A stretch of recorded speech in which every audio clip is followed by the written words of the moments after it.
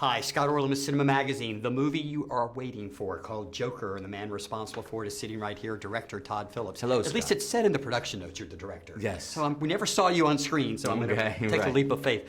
Obviously, we've had many incarnations over the years of this legend, but the origin story, what appealed to you about going back and telling the story of who Arthur was? Well, I guess just that it never had been done, and that even in the comics it was sort of loosely touched on sometimes, but it was always under the guise of, you know, Joker saying, I prefer my past to be multiple choice. So there was something exciting about an unreliable narrator telling his origin story, and B, Joker, so it makes it even more unreliable in a way. So it's sort of a double, and then to sort of unpack that and run it through a realistic lens just felt challenging, but also cool. I think what's really fascinating for me as an audience member is watching this movie is here's a character that everything tells me he's a bad guy, I'm not supposed to like him. And yet when we start to understand him, we feel empathy towards him.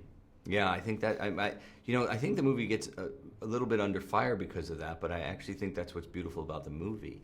And I think that understanding somebody who's bad or evil doesn't mean we want them to succeed in bad or evil, but understanding it is never a bad thing. It just sort of baffles my mind when people come in from the other way and being like, no, you can't do it, we shouldn't talk about it, and we shouldn't understand it. Why? One of the calling cards sometimes of bad and evil is a sinister laugh. And I was wondering, how did you walk Joaquin through finalizing what his laugh would be? Well, that was just a series of experimentation and us just trying things on, so to speak. You know, I remember going up to his house and him saying, look, I can't do this movie unless I can figure this laugh out, and that's the thing I'm most afraid of. Because if you think about it, you read it in a script and go, and Arthur starts to laugh, and you go, oh, how hard is that? But if you think about doing that, it's impossible. And that really was intimidating to Joaquin, so we just tried it and we kept doing it, and he just kept finding different ways to do it and different ways to get in. And then on set, I mean, if you saw the dailies, you know, he would get up, he would walk around, I would say something funny to him, like an inside joke just to try and get it going, and he would like start finding it, and when he finally found it, he would get back. It was wild. I mean, obviously, you've got to be incredibly proud of not only the work you did, but the performance that you pulled out of Joaquin. But for him to reach that level of performance, apparently from the information we've been told, he only ate an apple a day for many months to get there. I'm wondering, at the end of production, did you like bring him a pasta dinner just to like... Yeah, he started loosening it up around, we stopped shooting around December 8th, and I would say around Thanksgiving, he started eating on his own again a little bit because it wasn't going to come back fully, and we were, you know.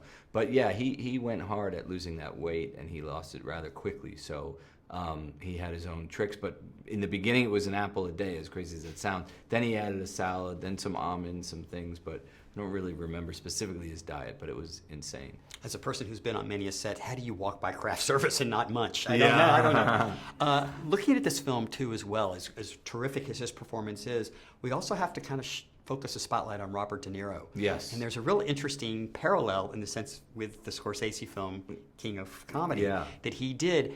How much of that was a tip of the hat from you to have him in that performance? Well, when we were writing it, we were clearly influenced by a lot of movies, but King of Comedy is, you know, just one of my favorite kind of overlooked Marty movies for sure. And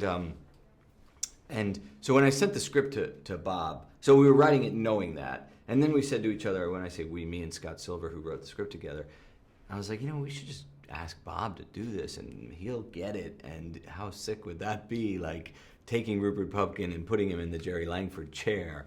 So he sent it to Bob, and I prefaced it with a phone call, I believe, and saying, hey, you know, just so you know, this is like inspired by that character and da-da-da, and he thought that was interesting. But I think I said it in the room before.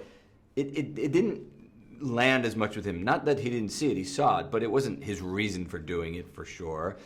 He got it. Why I think he responded to the script, honestly, why I think a lot of people that are in the movie was because they wanted to work with Joaquin. Even De Niro, I think, had an interest in seeing Joaquin do this. And now they're in the Golden Lion winning film from Venice. That must have been a great moment for you. It was unbelievable. Congratulations, yeah, Todd. The movie The Joker, want to go see it? This is Scott Orlin. Until next time.